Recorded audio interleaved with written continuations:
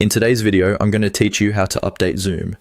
Keeping Zoom up to date is important because new updates often include security improvements, bug fixes, and performance enhancements that help the app run more smoothly. If you've been having issues with video, audio, or general stability, updating the app is one of the first things you should do. To get started, open the Zoom desktop application on your computer and make sure you're on the main home screen. Once you're there, look to the top right corner of the Zoom window. You'll see your profile icon there.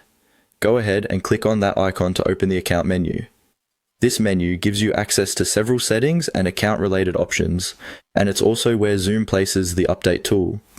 After the menu opens, look for the option that says Check for Updates and click on it.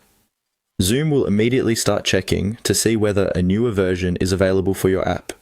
If your version is already current, Zoom will let you know that you're up to date, and that means there's nothing else you need to do. If an update is available, Zoom will prompt you to begin the installation.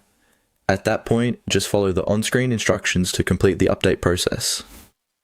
Depending on your computer and internet speed, this may only take a minute or two. In some cases, Zoom may ask you to restart the application after the update finishes, so be prepared for the app to close and reopen. A helpful tip is to save any important work and close active Zoom meetings before checking for updates, especially if you're about to join a call. That can help you avoid interruptions if the app needs to restart during the process.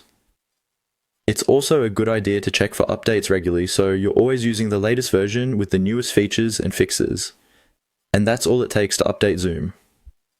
Open the app, click your profile icon in the top right corner, and select Check for Updates. It's a quick process, but it can make a big difference in how well Zoom performs. Thanks for watching, and I'll see you in the next video.